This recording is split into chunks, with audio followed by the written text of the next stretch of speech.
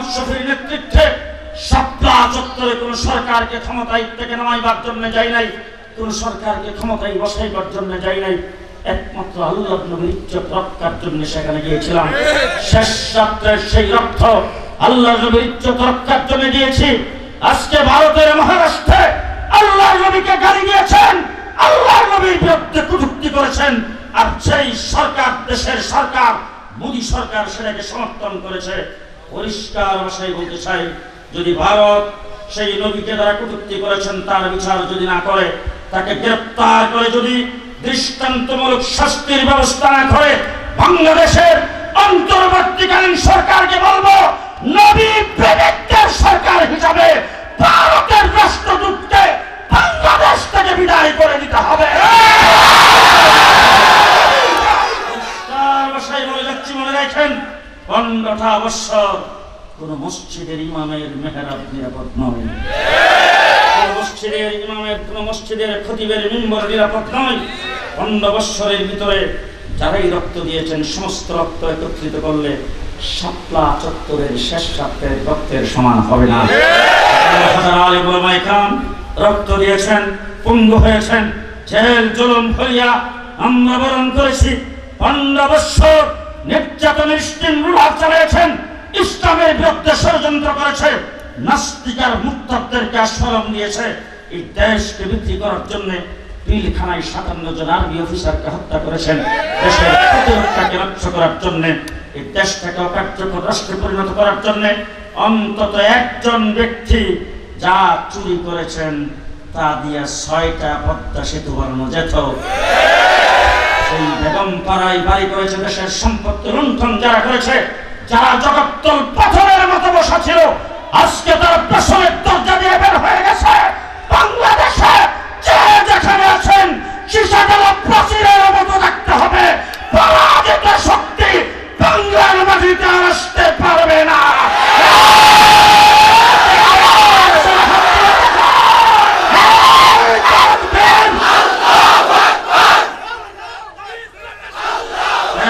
আপনাদের সামনে যতদিন বাংলাদেশে বেঁচে থাকবো, ইসলাম নিয়ে মুসলমান হয়ে বেঁচে থাকতে চাই। কে কে প্রস্তুত আছেন হাত তুলে দেখান। ইসলাম নিয়ে মুসলমান হয়ে বেঁচে থাকতে চাই। ভবিষ্যৎ সন্তানাদি আমাদের মুসলমান হবে। হুজুর ফরজ জানলে না না জানলে, তায়াম্মুমের ফরজ জানলে না না জানলে, নামাজ জানলে না না জানলে, ওযু জানলে না না জানলে, ক্লাস 1 থেকে শুরু করে ইউনিভার্সিটি লেভেল পর্যন্ত কোন শিক্ষা ব্যবস্থায় ওযু জানার ব্যবস্থা নাই, কোন শিক্ষা ব্যবস্থায় ধর্মীয় শিক্ষার ব্যবস্থা নাই। আমরা 15 বছর এটার জন্য লড়াই করেছি। আজকে বর্তমান অন্তর্বর্তীকালীন সরকার যতগুলি স্থাপনা, যতগুলি অট্টালিকা, তার মধ্যে সবচাইতে বেশি দাম হলো আমেরিকার হোয়াইট হাউস।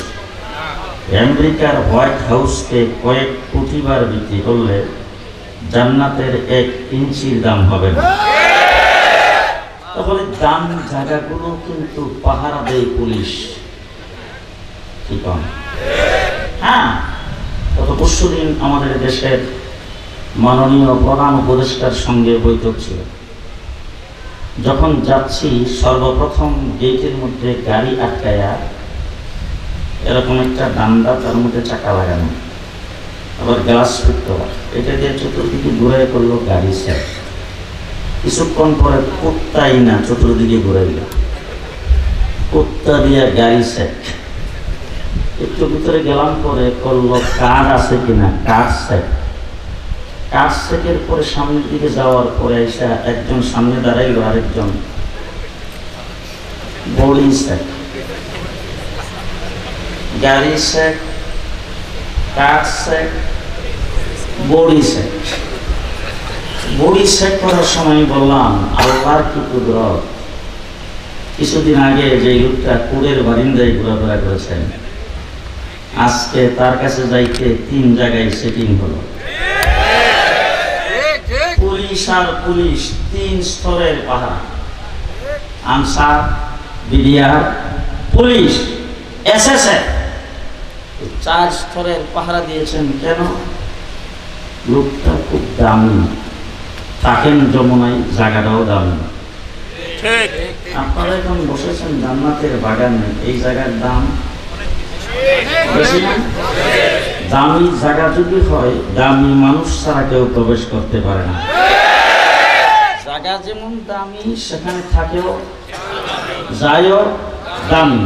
দামি জায়গায় দামি মানুষ যায়। জান্নাতের বাগান দামি, আপনারা দামি, এই জন্য আল্লাহ পাক আপনাদেরকে জান্নাতের বাগানে ঢুকাইছেন।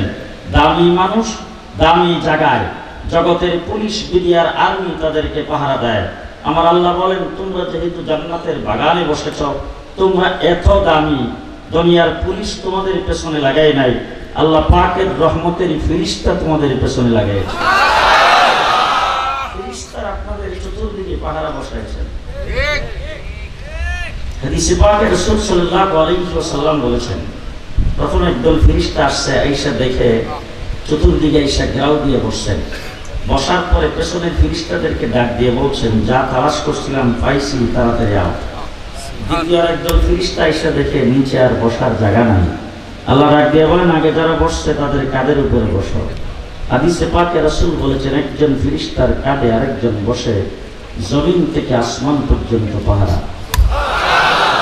সেই পাহাড়ের ভিতরে আপনারা এখন বসেছেন। নাজালাত আলাইহিমুস সাকিনা, এই নাজালাত আলাইহিমুর রাহমা, যতক্ষণ পর্যন্ত এখানে বসা থাকবেন আল্লাহ পাকের পক্ষ থেকে শান্তি, নিরাপত্তার রহমত বর্ষণ হতেই থাকবে।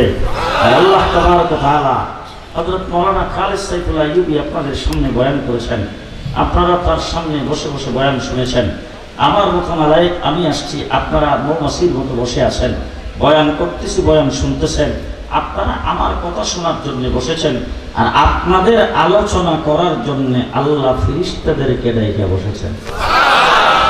ফেরেশতাদেরকে নিয়ে আল্লাহ পাক আপনাদের আলোচনা করতেছেন। এখানে আসাতে লাভ হয়েছে না ক্ষতি হয়েছে? জি, আজকে এখানে আসতে পেরেছেন, এটা আল্লাহ পাকের পক্ষ থেকে একটি নিয়ামত। এই বাজারে হয়তোবা এমন মানুষ আছে, বাজারে আছে, দোকানদারি করতেছে, এই বাজারেই তার দোকান, মাইকের আওয়াজ শুনতেছে। মাহফিল কমিটি মাহফিল যখন করে, তার কাছে চান্দার জন্য গেলে চান্দাও হয়তো কিছু দিছেন, কিন্তু মাহফিলে আসতে পারে নাই। এমন মানুষ মনে হয় এখানে নাই? আসে না? আসে না?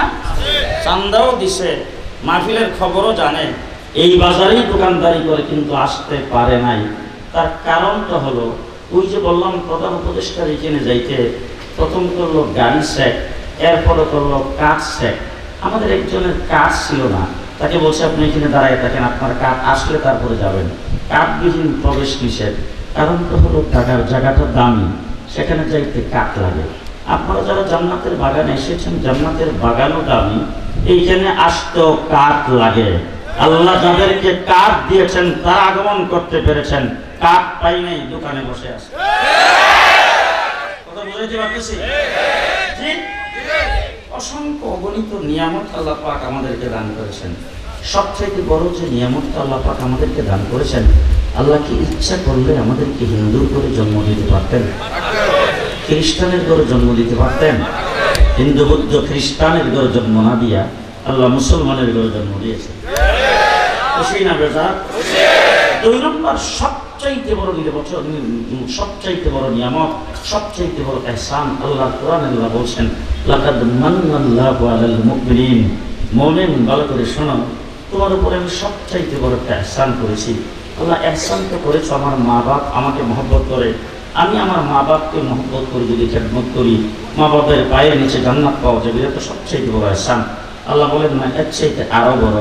জিজ্ঞেস করেন আল্লাহকে, আল্লাহ তাইলে সুন্দরী বিবি ধরে দিয়েছ, আমাকে বিবি খুব মহব্বত করে, আমিও তাকে মহব্বত দিই, এটা তো সবচাইতে বড় ইহসান। আল্লাহ বলেন এটাও না, তাইলে অনেক লোকজন আছে আট করা কোনো সন্তান দিয়ে হয় না, আমার ঘরে তুমি ছেলে নিয়ে সন্তান দিয়েছো, এটা তো সবচাইতে বড় ইহসান। আল্লাহ বলেন এইটা না, বলে তাইলে কোনটা সবচাইতে বড় ইহসান? বলে ইসবাসা ফীহিম রাসূলাম মিন আনফুসিহিম। সারা বিশ্বে আদম আলাইহিস সালাম থেকে শুরু করে এ পর্যন্ত কোটি কোটি মানুষ পৃথিবীতে প্রেরণ করেছি, কিন্তু রূহের জগতে তোমাদের সবাইকে একসাথে আদমের পৃষ্ঠ থেকে আমি বানিয়েছিলাম, কিন্তু আদম আলাইহিস সালামের যুগ থেকে ঈসা আলাইহিস সালামের যুগ পর্যন্ত কোনো নবীর আমলে তোমাদেরকে দুনিয়াতে প্রেরণ না করে রিজার্ভ করে আমি আল্লাহ রেখে দিয়েছি আখেরি নবীর উম্মত বানাইবার জন্য। ডাইনে বামে তাকিয়ে দেখবেন কেউ যদি সুবহানাল্লাহ না কয় আর কি মনে করবেন যে ওই আগের সরকারের দলের লোক। আপনাকে বুঝাইতে পারতেছি? আপনারা কি সবাই আমার সামনে যারা বসেন জিন্দা আছেন তো? মুদ্রা কেউ নাই তো? আপনারা জিন্দা আছেন যে এটা আমার মধ্যে মধ্যে একটু জানতে হবে। কথার জন্য আমি জিন্দা মানুষের সামনে কথা বলি, কবরস্থানে ওয়াজ করি না। মুর্দা মানুষের সামনে ওয়াজ করি না, জিন্দা মানুষের সামনে কথা বলি। ঠিক আছে? আওয়াজ হবে মুসলমানের আওয়াজ। আর আওয়াজ হযরত আব্দুল্লাহ ইবনে মুবারক, নামগুলো হয়তো জীবনও শুনেন নাই। আমিরুল মুমিনিন ফিল হাদিস, হাদিস শাস্ত্রের সবচেয়ে বড় ইমাম আব্দুল্লাহ ইবনে মুবারক বাদশা হারুন রশিদের জমানায় হজ করতে গেছেন। হজ করে বাগদাদ নগরীতে আগমন করেছেন। বাগদাদের জামে মসজিদে তিনি আসছেন। সেখানে তার ভক্তবৃন্দ তার সঙ্গে সাক্ষাৎ করতে গিয়েছেন। আব্দুল্লাহ ইবনে মুবারক এই জায়গায় ভক্তবৃন্দের সামনে উনি হাসি দিয়েছেন। কি দিয়েছেন? হাসি দিয়েছেন। হাসি দিয়ে মুসলমান কি বলে? আলহামদুলিল্লাহ। আলহামদুলিল্লাহ যিনি বলেন তার পাশে যদি কেউ থাকে তিনি যে শুনবেন তিনি কি বলবেন? আলহামদুলিল্লাহ। তো আব্দুল্লাহ ইবনে মুবারক হাসি দিয়েছেন। হাসির পরে তিনি আলহামদুলিল্লাহ বলছেন। আশেপাশে তার ভক্তবৃন্দরা শুনে ইয়ারহামুকাল্লাহ যে বলছে, বাগদাদের বাদশা হারুন রশিদের সিংহাসন থরথর করে কেঁপে উঠছে। বাদশা হারুন রশিদ সাথে সাথে গোয়েন্দা বাহিনীর লোকজনকে ডাক দিয়ে বলে, সর্বনাশ, আমার রাজত্বের রাজধানীতে কি হলো? বাগদাদ নগরী কেঁপে উঠছে, সিংহাসন পর্যন্ত কেঁপে উঠছে। এরকম বিকট আওয়াজ কোথা থেকে হলো? তাড়াতাড়ি রিপোর্ট সংগ্রহ করো। তখন গোয়েন্দারা রিপোর্ট সংগ্রহ করে এসে বলছেন, স্যার, আব্দুল্লাহ ইবনে মুবারকের ভক্তবৃন্দ ইয়ারহামুকাল্লাহ বলছেন আপনার সিংহাসন কাঁপায় উঠেছে। এটা মুসলমানের আওয়াজ। কার আওয়াজ? আমার মুসলমান তো। এটা কেন মুসলমান? সবাই মুসলমান, ঠিক না? মুসলমান না? মুসলমান অস্ত্রের বিনিময়ে জয় করে নাই। মুসলমান অস্ত্রে দিয়ে যুদ্ধ করে নাই। মুসলমান ৩১৩ জন, তলোয়ার ছিল মাত্র ৮টা। ১,০০০-এর বাহিনী আবু জাহেলের মোকাবেলায় আসছে। মুসলমান যুদ্ধ করে জয়যুক্ত হয়েছে। মুসলমান মাত্র ৭৫০ হাজার হাজার বাহিনীর সাথে যুদ্ধ করে জয়যুক্ত হয়েছে। মুসলমান মাত্র ৬০ জন ৬০,০০০-এর বিরুদ্ধে যুদ্ধ করেছেন। মুসলমান ৩০,০০০ নদীর উপর দিয়া ঘোড়া দৌড়াইয়া নদী পার হয়ে চলে গেছেন। মুসলমান আফ্রিকার জঙ্গলের ভিতরে গেছে। জঙ্গলের পশু পর্যন্ত তাদের কথা শুনে জঙ্গল ছেড়ে দিয়ে বেঁকে চলে গেছে। আরে মুসলমান অস্ত্রের উপর ভয় করে, অস্ত্রের উপর ভরসা করে যুদ্ধ করে না, কথা বলে না। মুসলমান আল্লাহর উপর ভরসা করে যুদ্ধ করে। যাচ্ছি বাংলাদেশে আমরা মুসলমান হয়ে বেঁচে থাকতে চাই। আমাদের অধিকারে যারা হস্তক্ষেপ করবে আমরাও কাউকে ছেড়ে দেব না।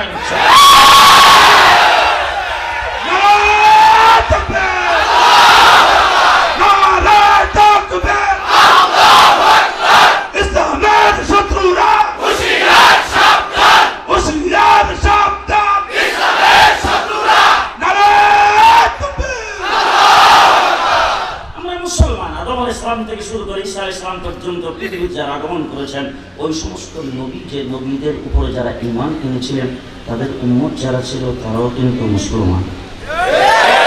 আমরাও মুসলমান, বেশ কম তো নাই, বেশ কম নাই। তো হযরত মুসা আলাইহিস সালামের নাম শুনছেন তো? মুসা আলাইহিস সালামের নাম হলো কালিমুল্লাহ। কি নাম? আল্লাহর সঙ্গে ডাইরেক্ট কথা বলে। কুহেতুরের নিকটে হযরত মুসা আলাইহিস সালামকে আল্লাহ পাক ডেকে আনেন। আর ওই জায়গায় যে মুসা আলাইহিস সালাম আল্লাহর সাথে কথা বলেন। একদিন আল্লাহকে জিজ্ঞেস করেছেন, আল্লাহ, আমি যে আপনার সাথে কথা বলতেছি, আমাকে আপনি কালিমুল্লাহ বানিয়েছেন, আর তো বোধ হয় কারোর সাথে জীবনে কথা বলবেন না। যেহেতু আমি কালিমুল্লাহ, আমার সঙ্গে তো বোধ কথা শেষ। মুসা আলাইহিস সালাম, আল্লাহ পাক মুসা আলাইহিস সালামকে ডাক দিয়ে বলেন, মুসা, কথা যে তোমার সাথে বলতেছি, তুমি কই আর আমি কই? মুসা আলাইহিস সালাম বলল, আপনি তো পাহাড়ের উপরে, আমি পাহাড়ের নিচে। আল্লাহ বলেন, মুসা, এত কাছে না, ৭ আসমান পাড়ি দিয়ে সিদরাতুল মুনতাহা, সিদরাতুল মুনতাহার বর্ডার ক্রস করে তারপর আমার আরশের ৭০,০০০ পর্দার ভিতর থেকে তোমার সাথে কথা বলছি। আর আরশের ৭০,০০০ পর্দার ভিতর থেকে তোমার সাথে কথা বলছি, আর তুমি কুহেতুরের নিকট থেকে জবাব দিচ্ছ। ও মুসা, তুমি তো নবী, তৌরাত কিতাব তোমাকে দিয়েছি, তোমার কাছে ওহী প্রাপ্ত, তোমার সঙ্গে আমি আল্লাহ কথা বলি, তোমার নাম কালিমুল্লাহ। জেনে রাখো, ওহী প্রাপ্ত কোনো ব্যক্তি না, কোনো নবী না, কোনো রাসূল না, কোনো কিতাবকারী না, জিবরাইলের সঙ্গে সাক্ষাৎপ্রাপ্ত কোনো ব্যক্তি না। এবং একটা উম্মত পৃথিবীতে যাবে, যে উম্মতের সঙ্গে আমি আল্লাহ কথা বলবো, ডাইরেক্ট কোনো পার্থক্য নেই। সেই উম্মতকে আস্তে আস্তে আল্লাহু আকবার। ও মুসলমান, কোথায় আছি আমরা? রিস্কের যে একটু চিনেন। মুসা আলাইহিস সালামকে আল্লাহ বলেন, মুসা ডাইরেক্ট, কোনো পর্দা নাই, কোনো পর্দা নাই। বলে আল্লাহ এটা কেমনে হবে? বলে আল্লাহু আকবার খালি দাঁড়াবে, আল্লাহু আকবার, আল্লাহু আকবার করে নিয়োগ বান্দা খালি দাঁড়াবে, আমি আর তার মধ্যে কোনো পর্দা নাই, ডাইরেক্ট ডাইরেক্ট। হযরত মুসা আলাইহিস সালামকে আল্লাহ বলেন, মুসা তোমার সঙ্গে কথা বলি পার্ট টাইম, তোমার সঙ্গে কথা বলি পার্ট টাইম। তুমি যখন এখানে আসো, তোমাকে যখন ডেকে আনি, নির্ধারিত জায়গা, সেই নির্ধারিত স্থানে তোমার সঙ্গে কথা বলি। জেনে রাখো মুসা, এমন একটা উম্মত আসবে, যে উম্মতের সঙ্গে আমি আল্লাহ কথা বলার জন্যে 24 ঘন্টা কথা বলার জন্যে আমার কথার ভান্ডার তাদের হাতে ছেড়ে দিয়ে রাখবো। আল্লাহ পাকের কালাম 30 পারা কোরআন, আল্লাহ পাকের কথার ভান্ডার, যাদের মাথায় পাগড়ি পরিয়ে দিলাম, তারা তো আল্লাহর কালাম সামনে নিয়ে বসছে আর তেলাওয়াত শুরু করেছেন। ডাইরেক্ট আল্লাহ তাদের সঙ্গে কথা বলতে শুরু করেছেন, ডাইরেক্ট আল্লাহ তাদের সঙ্গে কথা বলতে শুরু করেছেন। চিনলেন না মুসলমান? গোটা পৃথিবীর জমিনে আমি চ্যালেঞ্জ করে বলি, আজকে যত শিক্ষা প্রতিষ্ঠান, কিন্ডার গার্ডেন, কেজি থেকে শুরু করে, নার্সারি থেকে শুরু করে ইউনিভার্সিটি পর্যন্ত, শুধু আমার বাংলাদেশে নয়, গোটা পৃথিবীর চ্যালেঞ্জ। অক্সফোর্ড বিশ্ববিদ্যালয়ে আমি অনেকবার গিয়েছি, নিউ ইয়র্ক, ওয়াশিংটন সহ পশ্চিমা দুনিয়াতে আমি আজকে প্রায় 20 বছর যাবৎ চষে বেড়াই। ওয়াশিংটনের হোয়াইট হাউসের এখানে কয়েকবার গিয়েছেন, বারবার সেখানে আসা যাওয়া করি। কেমব্রিজ বিশ্ববিদ্যালয়, অক্সফোর্ড বিশ্ববিদ্যালয় সহ তাম পৃথিবীর সমস্ত শিক্ষা প্রতিষ্ঠানকে চ্যালেঞ্জ করে বলতে চাই, সমস্ত শিক্ষা প্রতিষ্ঠান হলো পার্ট টাইম। ক্লাস টাইমে শুরু, ক্লাস টাইম শেষ, তারপরে বিদায়। এরপরে ছাত্র কোন জায়গায় গেল, কি করলো, তার কোনো খবর নাই। একমাত্র, শুধুমাত্র, কেবলমাত্র আসমানের নিচে জমিনের উপরে একটাই শিক্ষা প্রতিষ্ঠান, কওমি মাদ্রাসা, 24 ঘন্টা ছাত্রদের পেছনে মেহনত করে। ছাত্রদিন 24 ঘন্টা মানুষকে মানুষ বানাইবার জন্য মেহনত যদি করে থাকে কোনো শিক্ষা প্রতিষ্ঠান, তার নাম আমার কওমি মাদ্রাসা, মৌলানা মুক্তবার হেফজখানা। যার ফলশ্রুতিতে গোটা পৃথিবীর, আমার কাছে আমেরিকা থেকে অনেকে ফোন করেছেন, লন্ডন থেকে ফোন করেছেন, হুজুর প্রতি বছর আসেন, আমাদের কি বিপদের সময় একটু দেখবেন না? আমি জিজ্ঞেস করলাম কিভাবে দেখবো, কারণ এখন তো সব কিছু বন্ধ, সব লকডাউন, করোনার কারণে লকডাউন হয়ে গেছে। হুজুর একটা এসে দেখতেন কি হালাতে আমরা আছি। জিজ্ঞেস করলাম কি অবস্থা আপনাদের? তো হুজুর ঘরের ভিতরে ঢুকছি আজকে 3 মাস, বের হওয়ার অনুমতি নেই, রাস্তাঘাটে কোনো গাড়ি চলে না, রাস্তাঘাটে কোনো মানুষজন নাই, দোকানপাট যা আছে সব বন্ধ। ফুললি লকডাউন দেওয়ার পরে লাশের মিছিল শুরু হয়েছে। ওয়াশিংটনের দিকে তাকিয়ে দেখেন, নিউ ইয়র্কের দিকে তাকিয়ে দেখেন, লন্ডনের দিকে তাকিয়ে দেখেন, ফ্রান্স ইটালির দিকে তাকিয়ে দেখেন, সব জায়গায় লাশের মিছিল হয়েছে, দুর্গন্ধ ছড়িয়ে পড়েছেন। আর আমার বাংলাদেশে কিসের মাস্ক, কিসের স্বাস্থ্য বিধি, যেমনি খুশি এমনি চলছে। আমার মহল্লার ভিতরে বাজার, আমি বাসার থেকে বের হইয়া বাজারে যাব, আমাকে কয়েকজন এসে বলতেছে, হুজুর বাজারে সাবধানে যায়েন, পুলিশ চেক করে একজনের পর একজন ঢুকাইতেছে 3 ফিট দূরে দূরে। গেলাম বাজারে যাই, দেখি গেটের মধ্যে আরেকটা গেট ফিট করছে, চিপা গেট, এটার ভিতর থেকে গেলে কম করে একটা আওয়াজ করে। এরপর আবার গেটের পাশে সাবান পানি রাখছে হাত ধুয়ে ভিতরে ঢোকার জন্য। পুলিশ চেক করে 3 ফিট দূরে দূরে একজন করে ঢুকাইতেছে। আমি ঢোকার সময় পুলিশকে জিজ্ঞেস করলাম, বাজারের ভিতরে পুলিশ আছে তো? বলে না হুজুর, এখান থেকে 3 ফিট দূরে ছাড়তেছেন, বাজারে যায় কয় ফিট? পুলিশের কথা কয় না। প্রথম দিন গেলাম, পরের দিন যাই দেখি যে গেটটা ঠিক করছিল যে ড্রেনে পড়া।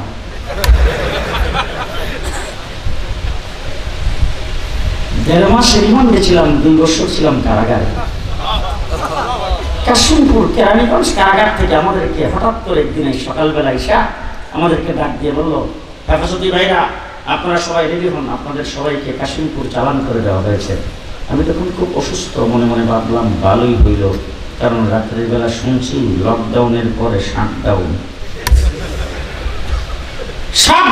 সুতরাং রাস্তাঘাটে কোনো গাড়ি থাকবে না, আমরা যে গাড়িতে উঠবো গাড়ি দিয়ে তো কোরবানির গুঁড়ো নেয় না, এই গাড়িটা যাইতে আমার খুব কষ্ট হইতো। এখন যেহেতু শাটডাউন, রাস্তা যেহেতু খালি, কেরানীগঞ্জ থেকে টান দেবে, কাশিমপুর যাই পয়সা যাবে। এরপরে গেটের বাহিরে এনে গাড়িতে উঠাইবার পরে গাড়ি গেটটা পাস হইয়া এক্সপ্রেস ওয়ে রুটে যখন আসলো, দেখি গাড়ি খারাপ।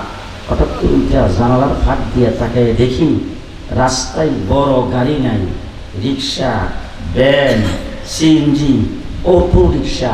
রিক্সার মধ্যে 3-4 জন করে, একজনের তুলে আর একজন ঠ্যাং কাউরি দিয়ে বইয়া।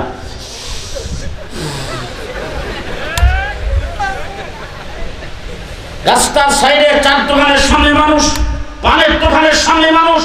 আরে যাই দেশের মানুষ লকডাউনের শাটডাউন মানে নাই, সেই দেশে পৃথিবীর ইতিহাস প্রমাণ করেছে, মিডিয়া প্রমাণ করেছে, করোনায় সবচাইতে কম ক্ষয়ক্ষতি হয়েছে বাংলাদেশে। এখন যদি কোনো ব্যক্তি আপনাদের সামনে দাঁড়িয়ে বক্তৃতা দিয়ে থাকে, আমরা মোকাবেলা করেছি। পরিষ্কার ভাষায় বলতে চাই, তোমরা মোকাবেলা করতে পারো নাই, লকডাউন তোমাদের কাজ হয় নাই, একমাত্র হেফজখানার ছাত্রদের তেলাওয়াতের কারণে হয়। আমার হেফজখানার নুরানি বক্তব্যের ছাত্ররা শেষ রাত্রের বেলা উঠে তেলাওয়াত শুরু করেছেন। আল্লাহর গজব মধ্য আকাশ থেকে ফিরে গেছে। এই কথা কেউ স্বীকার না করে সে হবে চরম গাদ্দার। আজকে আমাদেরকে কথা কথাই বলে আমরা কি দিলাম, আমরা কি না দিলাম, আমরা কি না দিলাম। হ্যাঁ, তোর মার বিয়ে যদি আমরা না পড়াইতাম তোর অবস্থা কি? মার বিয়ে তো আমরা পড়াইছি, আজকে তুই বড় বড় কথা বলছ আমরা কি দিলাম। হাই হাই হাই। আর মুসলমান, কোরআন আল্লাহ পাকের কালাম, বন্ধা যখন কোরআন তেলাওয়াত করে সরাসরি আল্লাহ তার সাথে কথা বলে। হে মুসলমান, যে কথা বলতেছিলাম, সবচাইতে বড় নিয়ামত আল্লাহ পাক আমাদেরকে দান করেছে। হযরত মুসা আলাইহিস সালাম আল্লাহর ডাক দিয়ে বলছেন, আল্লাহ তাহলে ওই উম্মতটা তুমি আমারে দিয়ে দাও। আল্লাহ ডাক দিয়ে, মুসা এর বিশ্ব নবী, আখিরি নবী, আমার মাহবুব মুহাম্মদুর রাসূলুল্লাহর উম্মত বানাইছে। মুসা আলাইহিস সালাম আল্লাহর ডাক দিয়ে, আল্লাহ তাইলে আমার লাঠিটারও দরকার নাই, নবুয়তেরও দরকার নাই, ওই নবীর উম্মত বানাইল। আপনারা কোনোদিন কইছিলেন তো? না। বিনা দরখাস্তে আল্লাহ পাক আমাদেরকে আখিরি নবীর উম্মত বানিয়েছে। খুশি না বেজার? খুশি না বেজার? ভালো করে মনে রাখবেন, মুহাম্মদুর রাসূলুল্লাহ সাল্লাল্লাহু আলাইহি ওয়াসাল্লাম মদিনার রওজা শরীফ থেকে বলছে, আপনি তার উম্মত। ঠিকানা কোথায়? রাসূল বলছে আমার উম্মত, ঠিকানা কই? হুজুর বলছে আমার উম্মত না। আপন চাষা লালন পালন করেছেন, আপন চাষা কুলে নিয়েছেন, আপন চাষা চুমু খাইছে, আপন চাষা গোসল করাইছে, আপন চাষা খানা খাওয়াইছে, আপন চাষা ঘুম বাড়াইছে, আপন চাষা একাধারে 52 বছর পর্যন্ত লালন পালন করেছেন। সেই চাষাকে রাসূল বলছে আমার উম্মত না। চাষা কিন্তু উম্মত না। ঠিকানা? ঠিকানা? একজন ব্যক্তি আমাদের দেশে বলে, কালা তো কালা, যাই বাসা। হযরত বেলালের বাড়ি আফ্রিকা। গুলশানে যান, যায় দেখেন আফ্রিকার এম্বাসি থেকে যে একটা বের হয় হজ উমরা করার জন্য, যদি যান তাহলে তোয়াফের সময় দেখবেন আফ্রিকান লোকগুলিকে দেখলে মনে হবে আসলে আল্লাহ এত কালা বানাই নাই, কিছু কালি বুদো নাইছে। হাই হাই হাই। আমাদের দেশে বলে কালো হইলে কি হবে, দেখতে শুনতে সুন্দর, চেহারা ফিস কাটিং বালা, কিন্তু হযরতে বেলালের টুকটু মোটা মোটা গাল দিয়ে উষা নাকের সেন্টারও তো তুমি আমার কথা বলে কুতলায় না। জীবনে কোনোদিন মেম্বারিতে দাঁড়ায়নি। সরকারি মাতবরি, মাল সম্পদ, বাড়িঘর কিচ্ছু নাই। মক্কা নগরীর কিনা গোলাম। সমাজের সবচেয়ে বড় নিঃস্ব। রাসূল বলছে উম্মত যাইব জান্নাতে। আমি আপনাদের সাথে একমত হইতে পারলাম না, কারণ রাসূল মেরাজে গেছেন, জান্নাতের ভিতরে হাঁটতেছেন। আল্লাহর নবী মেরাজ থেকে এসে বেলালকে ডাক দেয়া বলে, বেলাল তাআল ইয়া বেলাল, জান্নাতের ভিতরে আমি হাঁটতেছি, তুই আমার আগে আগে হাঁটোস। এই বেলাল, জান্নাতের ভিতরে তোর পায়ের তালি শুনেছি, আমার আগে আগে হাঁটতেছে। যাইব না যায় রইছে মর্যাদা কত কত মর্যাদা। মসজিদে নববীর নতুন মুয়াজ্জিন ঠিক করেছেন, ভালো সুন্দর আওয়াজ। শেষ রাত্রে বেলা নতুন মুয়াজ্জিন আযান দিয়েছে, মুসল্লিরা খুব খুশি। রাসূলকে পরামর্শ দিয়েছেন মুয়াজ্জিন পাঠাইবার জন্য। মুসল্লিরা সব নামাজ পড়তে আসছে, আল্লাহর নবীও নামাজের টাইমের অপেক্ষা করতেছে। দীর্ঘ সময় পার হয়ে যাচ্ছেন, হয়তো মুসল্লিদের মধ্যে কেউ কেউ বলতেছেন নতুন মুয়াজ্জিন তো সময়ের আন্দাজ পাইছে না। এমন সময় জিবরাইল এসে আল্লাহর হাবিবকে জিজ্ঞেস করছেন, ও আল্লাহর হাবিব, আজকে যে মসজিদে নববীতে আযান হইল না? আল্লাহর হাবিব জিজ্ঞেস করেছেন, জিবরাইল তুমি কোথায় ছিলা? আযান হয়েছে তো আজকে খুব সুন্দর সুরে, আযানের আওয়াজ গোটা মদিনাতে ছড়িয়ে পড়ছে, তুমি আযানের আওয়াজ শুনো নাই? জিবরাইল আমিন ডাক দিয়ে কই, হুজুর আমারে বইলা লাভ নাই, আমি কিন্তু আসি নাই, আমারে পাঠাইছে। আসতে কইনে তো জোরে কেন? আমি তো আসি নাই, আমারে পাঠাইছে। জিবরাইলে কেডা পাঠায়? তত্ত্বাবধায়ক সরকার পাঠায়? কে পাঠায়? হুজুর আল্লাহ রাব্বুল আলামিন জানতে চাইছে, আজকে যে মসজিদে নববীতে আযান যদি হয়ে থাকে, নিশ্চয়ই বেলাল আযান দেয় নাই। যতক্ষণ বেলাল আযান না দেবে, আল্লাহর আরশ পর্যন্ত আযানের আওয়াজ পৌঁছবে না। রাসূল বলছে আমার উম্মত, রাসূল বলছে উম্মত। বেলালকে দামেস্কে দাফন করা হয়েছে। রাসূলুল্লাহ সাল্লাল্লাহু আলাইহি ওয়াসাল্লাম বলছেন, আমি মদিনার রওজা শরীফ থেকে উঠবো, বেলাল আমার পায়ের কাছ থেকে উঠবে। বেলাল আমার পায়ের কাছ থেকে উঠবে। হাশরের কঠিন ময়দানে মুহাম্মদুর রাসূলুল্লাহ সাল্লাল্লাহু আলাইহি ওয়াসাল্লামকে জান্নাতে প্রবেশ করাইবার জন্য আল্লাহ পাক জান্নাতি উটের ব্যবস্থা করবেন। সেই উটের লাগাম আল্লাহ ডাক দিয়া বলবেন, আজকে আমার হাবিবের উটের লাগাম বেলালের হাতে থাকবে। মুহাম্মদুর রাসূলুল্লাহ সাল্লাল্লাহু আলাইহি ওয়াসাল্লাম তার উম্মত আমরা খুশি খুশি না বেজার? খুশি না বেজার? খুব ভালো করে মনে রাখেন, লাইন আল্লাহ রাসূল সাল্লাল্লাহু আলাইহি ওয়াসাল্লামের মাধ্যমে আল্লাহ পর্যন্ত পৌঁছতে হবে। রাসূলের মাধ্যম ছাড়া আল্লাহ পর্যন্ত পৌঁছা যাবে না। তার কারণ হলো আমার নবী মুহাম্মদুর রাসূলুল্লাহ সাল্লাল্লাহু আলাইহি ওয়াসাল্লাম নবী, অন্যান্য নবীও নবী, অন্যান্য নবীর উম্মত মুসলমান ছিল, আর আমরাও মুসলমান। বেশ কম আছে না? বেশ কম আছে না? ভালো করে বুঝছেন, মুহাম্মদুর রাসূলুল্লাহ সাল্লাল্লাহু আলাইহি ওয়াসাল্লাম 1,24,000 পয়গম্বর আল্লাহ পৃথিবীতে প্রেরণ করেছেন। যত নবী পৃথিবীতে আগমন করেছেন, অথবা যত পয়গম্বরের পরে সাহাবায়ে কেরাম থেকে শুরু করে উদ্য পর্যন্ত ওলি, আবদাল, গাউস, কুতুব, বাংলাদেশ সহ পৃথিবীর সমস্ত দেশের সমস্ত লিডার, যত ধর্ম, সমস্ত ধর্মের সমস্ত বরেণ্য ব্যক্তি, যে কোনো ব্যক্তি যদি ইন্তেকাল করে, তার জীবনী গ্রন্থ যদি লিখতে যান, জীবনী সম্পর্কে যদি আলোচনা করতে চান, প্রত্যেকের আলোচনাটা জন্ম থেকে শুরু, মরলেও শেষ। বলেন বলেন বলেন, জন্ম থেকে শুরু, মৃত্যু হইলে শেষ।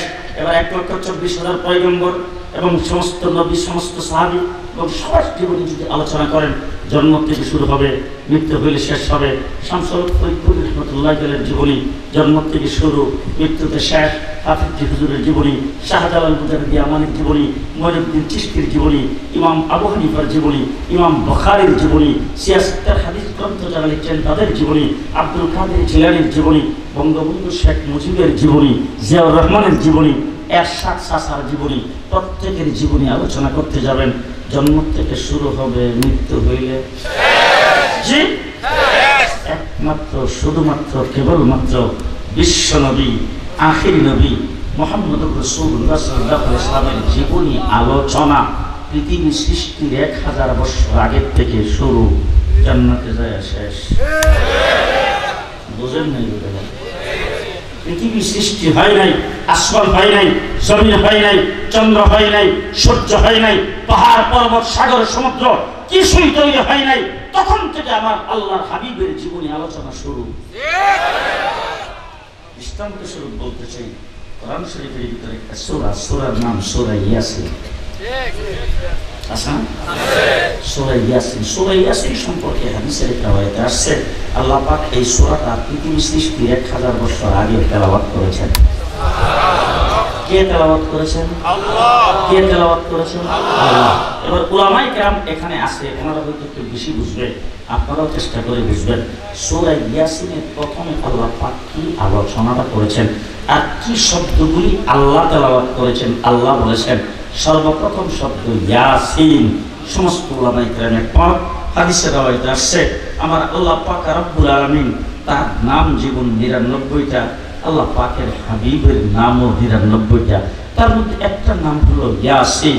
আল্লাহ সর্বপ্রথম আল্লাহর হাবিবকে ডাক দিয়েছেন ইয়াসিন ওয়াল কুরআনিল হাকিম, যেই কোরআন আপনার কাছে নাজিল করা হয়েছে এই হিকমতে পরিপূর্ণ কোরআনের কসম, ইন্নাকা লামিনাল মুরসালিন, নিশ্চয়ই আপনি সমস্ত রাসূলগণের মধ্যে শ্রেষ্ঠ রাসূল। হুজুর তরজমায় ভুল হইলে করেন ইন্নাকা লামিনাল মুরসালিন, নিশ্চয়ই আপনি সমস্ত রাসূলগণের মধ্যে শ্রেষ্ঠ রাসূল। এই কথাটা কাকে বলেছেন? কাকে বলেছেন? খুব ভালো করে বুঝেন। রাসূল বলে সম্বোধন একমাত্র আল্লাহ পাক কোরআনের ভিতরে আমার নবীকে করেছেন, অন্য নবীকে রাসূল বলে সম্বোধন করেন নাই। পরিষ্কার অবস্থায় বলে যাচ্ছি, এই জায়গায় যে বলছেন ইন্নাকা লামিনাল মুরসালিন, এখন একজন সম্মানিত ব্যক্তি আপনাদের মাহফিলের প্রধান অতিথি, উনি এখন এখানে উপস্থিত আছেন। আমি যদি ওনাকে সম্বোধন করতে চাই তো ওনার সম্মান, ইজ্জত, বরত্ব সবগুলো আমার ভিতরে থাকতে হবে।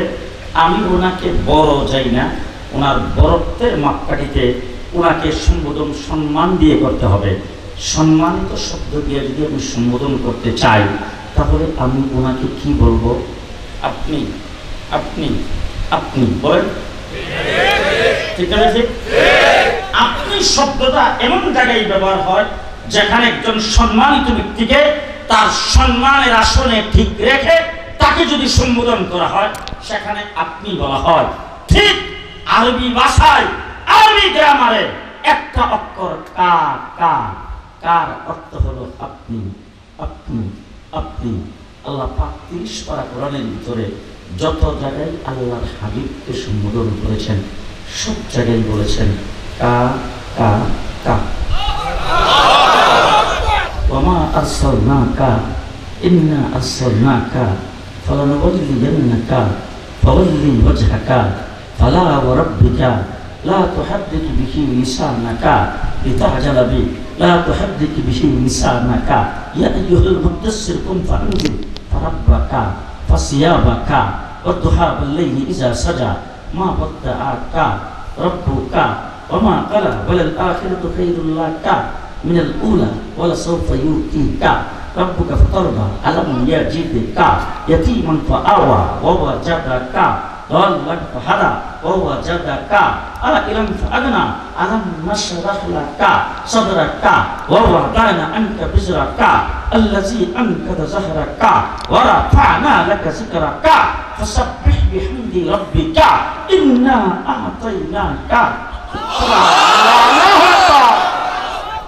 সব জায়গায় আল্লাহ পাক 30 পারা কোরআনের ভিতরে আল্লাহর হাবিবকে যেখানে সম্বোধন করেছেন সেখানে যেমন বোঝা যাচ্ছে সামনাসামনি আল্লাহর সামনে বসায়া আল্লাহর হাবিব সেখানে উপস্থিত, আল্লাহ তাকে সুনির্দিষ্ট করে সামনাসামনি সেখানে তাকে সম্বোধন করছেন।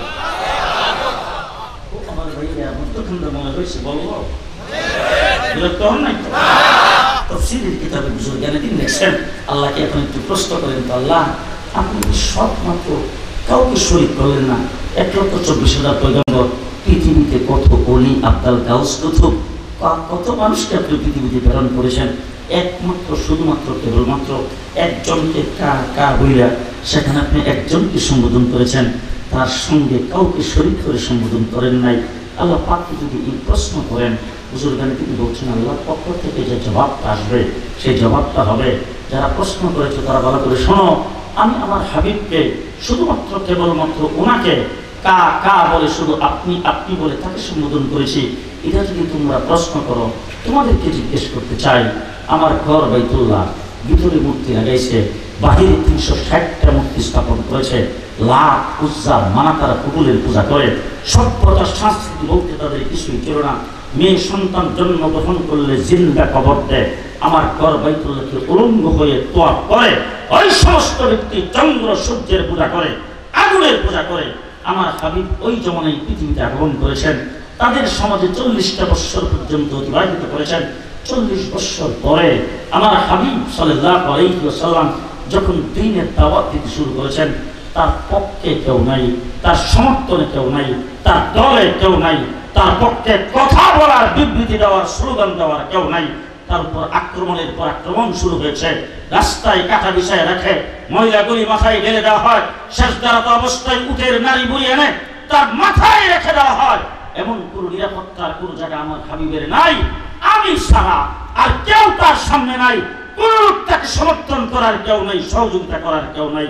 ওই সময় তার নিজের গোষ্ঠী আপন চাষা আপন পাপ সকলকে পরোয়া না করে সবাইকে বাদ দিয়া আমার ঘর বাইতুল্লাহকে সামনে নিয়ে একমাত্র শুধুমাত্র আমার হাবিব দাঁড়িয়েছেন। আল্লাহু আকবার। পেছনে মুক্তাদি কেউ নাই, ডাইনে বামে কেউ, পাহাড় দেওয়ার মতো কেউ, পক্ষে কথা বলার মতো কেউ, সমর্থন করার মতো কেউ কেউ নাই। কোনো কিছুর পরোয়া না করে আল্লাহু আকবার বলে দাঁড়ায়া তারপরে তোমরা যদি প্রশ্ন করো আমি কেন ইন্না আতাইনা কা বললাম, তোমাদেরকে জিজ্ঞেস করতে চাই আমার হাবিব আমাকে কি বলে সম্বোধন করেছেন? সুবহানাকা ওয়া বিহামদিকা ওয়া তাবারাকা ইসমুকা ওয়া তাআলা জাদ্দুকা ওয়া লা ইলাহা গায়রুকা আলহামদুলিল্লাহি রাব্বিল আলামিন আর রহমানির রহিম মালিকি ইয়াউমিদ্দিন ইয়াকা না'বুদু ইয়াকা নাস্তাঈন আল্লাহুম্মা ইন্না নাস্তাঈনুকা ওয়া নাস্তাগফিরুকা ওয়া নু'মিনু বিকা ওয়া নাতাওয়াক্কালু আলাইকা ওয়া নুসনি আলাইকাল খাইর ওয়া নাশকুরুকা ওয়া লা নাকফুরুকা ওয়া নাকরাহু ওয়া নাতরুকু মান ইয়াফজুরুকা আল্লাহুম্মা ইয়াকা না'বুদু ইয়াকা নাস্তাঈন। तमाम পৃথিবীর সমস্ত কিছুকে পরোয়া না করে আমার হাবিব একমাত্র আমার দিকে রুজু হয়ে তিনি বলছেন সুবহানাকা, আমি আল্লাহ বলছি ইন্না আতাইনাকা। মুহাম্মদুর রাসূলুল্লাহ সাল্লাল্লাহু আলাইহি ওয়াসাল্লাম আল্লাহ পাকের মাহবুব। ও আমার ভাইয়া, আলোচনা শুরু হয়েছে কত আগে থেকে, পৃথিবী সৃষ্টির 1000 বছর আগে থেকে আলোচনা শুরু। রূহের জগতে আসেন আদমের পৃষ্ঠ থেকে আল্লাহ পাক সমস্ত মানুষগুলি আমরা যারা ছিলাম, আমরা যারা আছি, আদম থেকে পর্যন্ত যারা পৃথিবীতে আগমন করেছেন, কিয়ামত পর্যন্ত যারা আসবে, সকলকে আল্লাহ পাক রূহের জগতে তৈরি করেছেন। সেই জায়গায় আল্লাহ সকলের সামনে একটা প্রশ্ন করেছেন, আলাস্তু বিরাব্বিকুম, ইন্টারভিউ নিচ্ছেন কে? আল্লাহ। এবার জিজ্ঞেস করতে চাই, ইন্টারভিউ কাদের নেওয়া হয়? যারা পড়ছে তাদের না যারা না পড়ছে তাদের? আমরা রূহের জগতে ছিলাম, আমরা কোন ইউনিভার্সিটির ছাত্র? আমরা কিন্ডারগার্টেনের ছাত্র? স্কুলে, হাই স্কুল? আমরা কি একক পড়ছি? নবীরা পড়ছে? কথা কয় না জি, কেউ একটা অক্ষর পড়ে নাই। আল্লাহ ইন্টারভিউ নিচ্ছেন, আলাস্তু বিরাব্বিকুম, আদম থেকে আমাদের পর্যন্ত সমস্ত নবীর উম্মতরা সবাই হা করে তাকিয়ে থেকে তো এক অক্ষর কোথাও পড়ি নাই। হঠাৎ করে আল্লাহ সৃষ্টি করেই প্রশ্ন করেছেন আনপর মানুষগুলির সামনে, আলাস্তু বিরাব্বিকুম, এই প্রশ্নের জবাব কি আমরা কিছুই জানি না? দেখি নবীরা কি কয়। তাকে কোন দিকে আদম আলাইহিস সালামের উম্মত আদম আলাইহিস সালামের দিকে, ঈসা আলাইহিস সালামের উম্মত ঈসা আলাইহিস সালামের দিকে, সবাই তাকায় রয়েছে প্রত্যেকের নবীর দিকে। দেখি আমাদের নবীরা কি বলে। হযরত আদম থেকে ঈসা পর্যন্ত সমস্ত নবী তারাও বলতেছে একটা অক্ষর কোথাও পড়ি নাই, আমরা এই প্রশ্নের উত্তর কি জানি। দেখি বিশ্বজগতের মুআল্লিম হিসাবে আল্লাহ পাক যাকে মনোনীত করেছেন তিনি আল্লাহর হাবিব, তিনি কি বলেন। অনেক হাজার বছর আগে তাকে আল্লাহ পাক পড়াইছেন, ইন্নাকা লামিনাল মুরসালিন। রুহের জগতে সর্বপ্রথম আল্লাহর হাবিব জবান থেকে বের করেছেন বালা। শিক্ষক হিসাবে তার মুখ থেকে যখন বের হয়েছে বালা, আদম থেকে ঈসা পর্যন্ত সমস্ত নবী এক বাক্যে বলেছেন বালা। নবীদের জবান থেকে শোনার পরে সমস্ত উম্মত বলেছেন বালা। আমার নবীর আলোচনা কোথা থেকে শুরু? আর মুসলমান কোরআন শরীফে আসছে আল্লাহ তাবারক ওয়া তাআলা একটা সেমিনার আহ্বান করেছেন এই রূপের জগৎ। সেমিনার যদি হয় সেখানে কিন্তু জনসভার মতো না। জনসভা হইলে যে কেউ খুশি যেতে পারে। কথা বলেন, ঢাকাতে আমরা জনসভা করবো, আপনার এই বাজারে স্লোগান দিলেন চলো চলো ঢাকা চলো, এখানে কোনো নির্ধারিত সংখ্যা নেই, যে খুশি সেই যেতে পারে। ঠিক আছে? সেমিনার যদি হয় তাহলে আলাদা কাজ সভা হয় কিনা, কাদের মধ্যে কোন বিষয়ে আলোচনা হবে সেটা লেখা হয় কিনা, আলোচকের নাম লেখা থাকে কিনা, বা নিচে লেখা থাকে আসার সময় কার্ডখানার সাথে নিয়ে আসবে। গেইটে চেকিং এর সময় কার্ড প্রদর্শন করিবেন, কার্ডবিহীন প্রবেশ নিষেধ। ঠিক বলেন? আল্লাহ পাক রূহের জগতে আল্লাহ পাক সেমিনার আহ্বান করেছেন এবং সেখানে আল্লাহ সমস্ত নবীদেরকে দাওয়াত দিয়েছেন। সেই কাপের মধ্যে আলোচক হলেন আল্লাহ, আলোচনার বিষয়বস্তু হলো মুহাম্মাদুর রাসূলুল্লাহ। আলোচনার বিষয়বস্তু আলোচক আল্লাহ, আর শ্রোতা হলেন 1,24,000 নবী। সেই জায়গায় নবীদেরকে জমায়েত করার পরে আল্লাহ পাক আলোচক, তিনি আলোচনা শুরু করেছেন। নবীরা ভালো করে শোনো, লামা আতাইতুকুম মিন কিতাবি ওয়া হিকমা।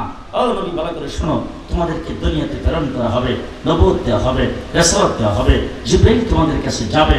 আতাইতুকুম মিন কিতাবি ওয়া হিকমা, উলামায়ে কেরাম এখানে আছে মিন কিতাবি ওয়া হিকমা, কিতাব থেকে কিছু, হিকমত থেকে কিছু, কিছু কিছু তোমাদেরকে দেওয়া হবে। পুরা কিতাব না, কমপ্লিট না। মুসা তোমাকে কিছু দেওয়া হবে, মিন কিতাবে ওয়া হিকমা, মিন কিতাবে ওয়া হিকমা, কিতাব থেকে কিছু, হিকমত থেকে কিছু তোমাদের সকলকে দেওয়া হবে। এরপরে সুম্মা জাআকুম রাসূল। সুবহানাল্লাহ।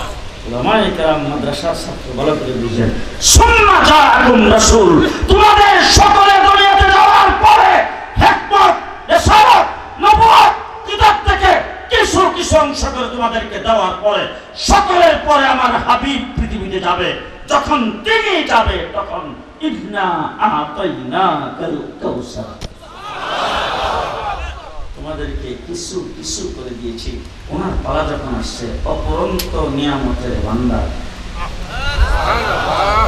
সব ওনার ধুলিতে ঢেলে দিয়েছি। আল ইয়াউমা আকমালতু লাকুম দীনাকুম, দিনকে কমপ্লিট করে দিয়েছি। কমপ্লিট দিন আমার নবী মুহাম্মদুর রাসূলুল্লাহ সাল্লাল্লাহু আলাইহি ওয়াসাল্লামের মাধ্যমে আল্লাহ পাক আমাদের জন্য দিয়েছেন। কিয়ামত পর্যন্ত এটাই থাকবে, কোনো বাড়তি কমতি হবে না। হবে না, কাজ সাত হবে না, হবে না। ফজরের নামাজের ফরজ নবী পড়তেন বোধহয় 16 রাকাত। হুজুর কয় রাকাত পড়তেন? আস্তে 2 রাকাত। যোহরের নামাজের ফরজ রাসূল কয় রাকাত পড়তেন? 4 রাকাত। এখন পর্যন্ত আছে কয় রাকাত?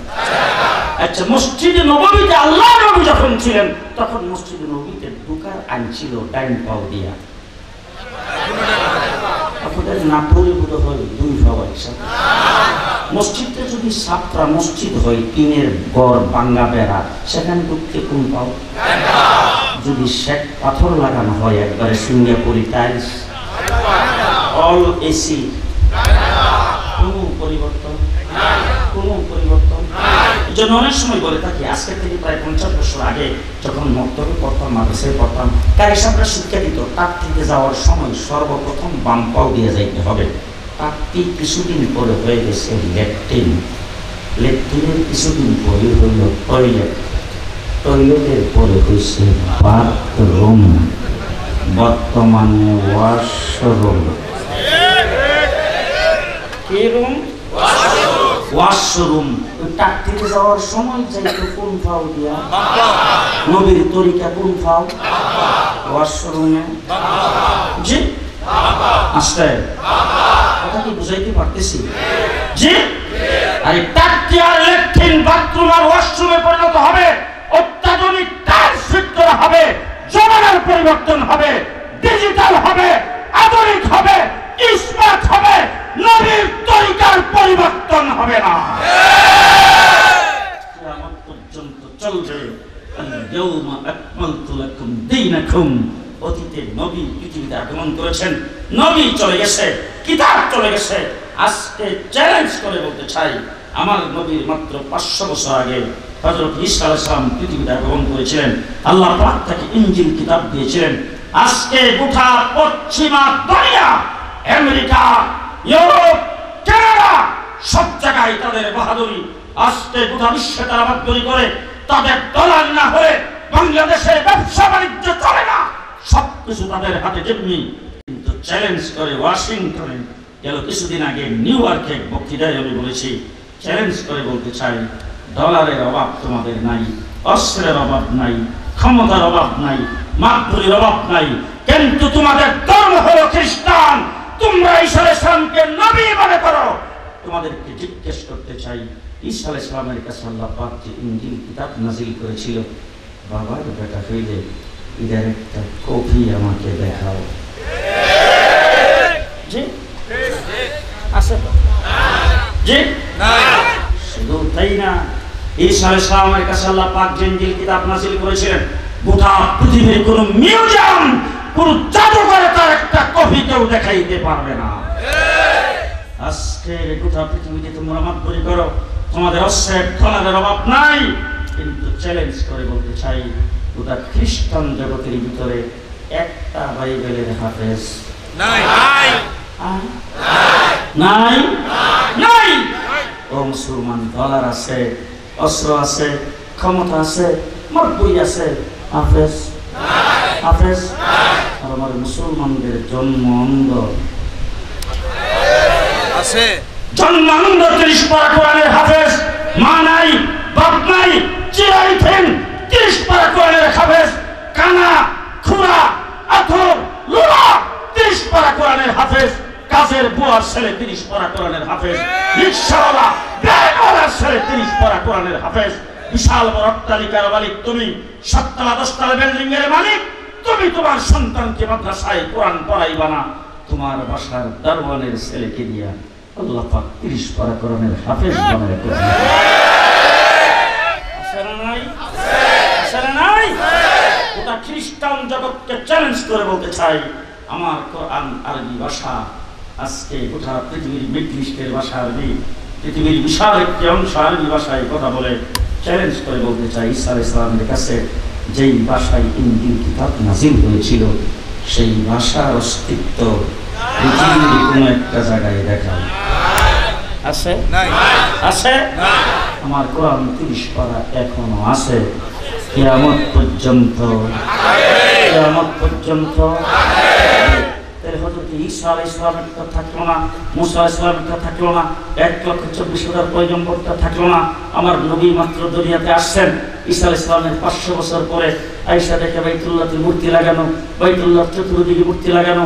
তারা অগ্নির পূজা করে, চন্দ্রের পূজা করে, সূর্যের পূজা করে, তারা লাত, উজ্জা, মানাতার, হুবলের পূজা করে। তাদের এমন এমন বর্বরতায় তারা পৌঁছে গেছে, এমন নিকৃষ্ট হয়েছে, মেয়ে সন্তান জন্মগ্রহণ করলে জিন্দা কবরতে মাত্র 500 বছরের ব্যবধানে। আর আমার নবী দুনিয়া থেকে গেছে 1450 বছর দিন ইসলামের সামান্য পরিবর্তন। জি, আজকে আমার বাংলাদেশের টকশোতে বসে, তৃতীয় মাত্রায় বসে, টেলিভিশনের পর্দায়, এসি রুমের ভিতরে বসে ইসলামের বিরুদ্ধে মুরগির চোরেরা তারা কটকট করে পরিষ্কার ভাষায় বলতে চাই, বাবার বেটা হইলে নাটোরের গ্রামে গঞ্জের কোন বাজারে এসে একটা শব্দ বইলা দেখো, মসজিদের ইমাম ভালো খানা খাইয়া হুজরার ভিতরে ঘুমাইয়া থাকবে, যেই ছেলেটা মসজিদে নামাজ পড়তেও কোনদিন যায় না, হ্যাঁ ঠেঙ্গি ভেঙ্গিয়া ইমাম সাহেব নবীর বিরুদ্ধে, কোরআনের বিরুদ্ধে বলছিল, ঠ্যাং ভেঙ্গিয়া জয়েছি কিনা বলে। 1400 বছর পর্যন্ত দিন জীবিত আছে, কথা বলার সময় নেই, পারলাম না। সামনে যদি জানি না কোনোদিন দাওয়াত দিবেন কিনা, যদি দাওয়াত দেন আর যদি আসি কোথাও, তাইলে বাকি আজকে যেখানে শেষ করতেছে সেখান থেকে শুরু করব।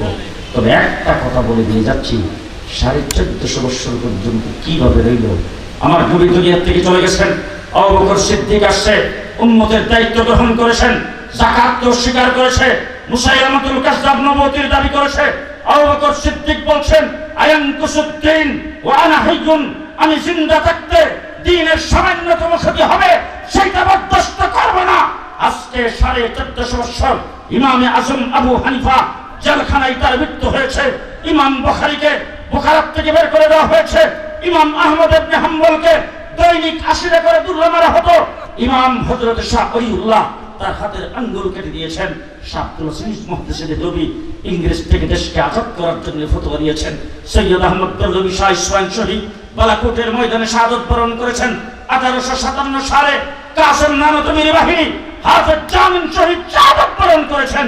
আমার বাংলাদেশ হয়েছে তসলিমা নাসরিন কোরআনের বিরুদ্ধে কথা বলেছে, মোকাবেলা আমরা করেছি, হাইকোর্ট থেকে 2 জন বিচারপতি ফতোয়ার বিরুদ্ধে রায় দিয়েছে, মোকাবেলা আমরা করেছি। সর্বাগে নাস্তিক আর মুক্তাদের একত্রিত হয়ে নবী আর আল্লাহর বিরুদ্ধে কথা বলেছে। আল্লাহ মুহাম্মদ শফির নেতৃত্বে সাতরা চত্বরে রক্ত আমরাই বিরায় দিয়েছি।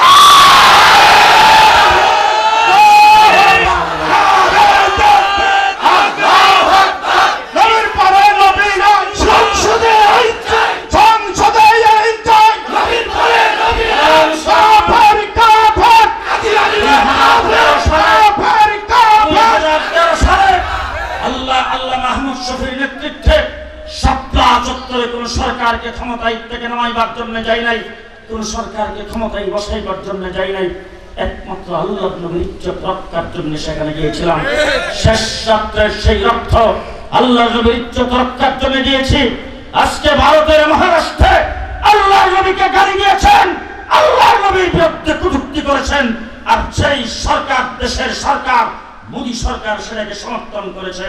পরিষ্কার ভাষায় বলতে চাই, যদি ভারত সেই নবীকে যারা কটূক্তি করেছেন তার বিচার যদি না করে, তাকে গ্রেফতার করে যদি দৃষ্টান্তমূলক শাস্তির ব্যবস্থা না করে, বাংলাদেশের অন্তর্বর্তীকালীন সরকারকে বলবো, নবী প্রেমিকদের সরকার হিসাবে ভারতের রাষ্ট্রদূতকে বাংলাদেশ থেকে বিদায় করে দিতে হবে। মনে যাচ্ছি, মনে রাখেন, 15টা বছর কোন মসজিদের ইমামের মেহরাব নিরাপদ নয়, কোন মসজিদের ইমামের, কোন মসজিদের খতিবের মিম্বর নিরাপদ নয়। 15 বছরের ভিতরে যারাই রক্ত দিয়েছেন সমস্ত রক্ত একত্রিত করলে শাপলা চত্বরের শেষ রাত্রের রক্তের সমান হবে না। হাজার আলেম ওলামা ইকরাম রক্ত দিয়েছেন, পঙ্গু হয়েছেন, জেল জুলুম হইয়া আমরা বরণ করেছি। 15 বছর নির্যাতনের স্টিমরুলার চালিয়েছেন, ইসলামের বিরুদ্ধে ষড়যন্ত্র করেছে, নাস্তিকার মুক্তারদেরকে আস্ফালন দিয়েছে। এই দেশকে বিক্রি করার জন্য পিলখানায় 57 জন আর্মি অফিসারকে হত্যা করেছেন।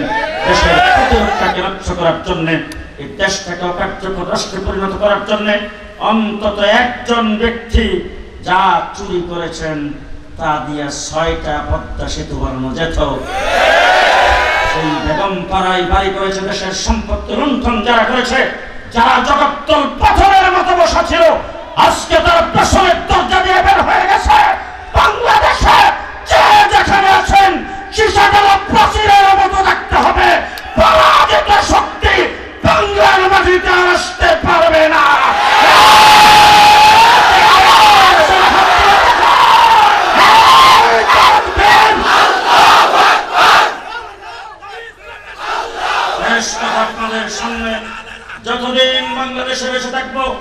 ইসলাম নিয়ে মুসলমান হয়ে বেঁচে থাকতে চাই।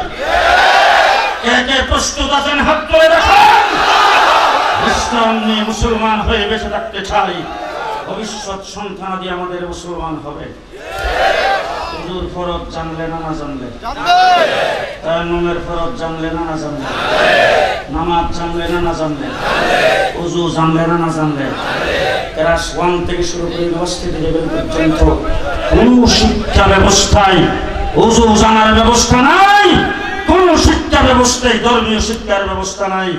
আমরা 15 বছর এটার জন্য লড়াই করেছি। আজকে বর্তমান অন্তর্বর্তীকালীন সরকার আবার কমিশন গঠন করে ইসলাম বিরোধী শিক্ষানীতি বাংলাদেশে যদি চালু করতে চায়, বঙ্গোপসাগরে ডুবাইয়ে দেওয়া হবে। নাসরুম মিনাল্লাহ, ফাতহুন করিম, ওয়াবাশশিরিল মুমিনিন। আসসালামু আলাইকুম ওয়া রাহমাতুল্লাহি ওয়া বারাকাতুহু। আলহামদুলিল্লাহি রাব্বিল আলামিন। والصلاة والسلام على سيد المرسلين وعلى آله وأصحابه أجمعين. ربنا ظلمنا أنفسنا وإن لم تغفر لنا وترحمنا لنكونن من الخاسرين. يا الله মজমাকে তুমি কবুল করো, আমাদের আসা যাওয়া বসাকে আল্লাহ তুমি কবুল করো। যারা আয়োজন করেছেন আল্লাহ তাদেরকে দ্বীনের খাদেম হিসেবে কবুল করো। টাকা পয়সা দিয়ে যারা সাহায্য করেছেন তাদেরকে সদকা জারিয়ার সওয়াব দাও। ইয়া আল্লাহ ইয়া আরহামার রাহিমিন।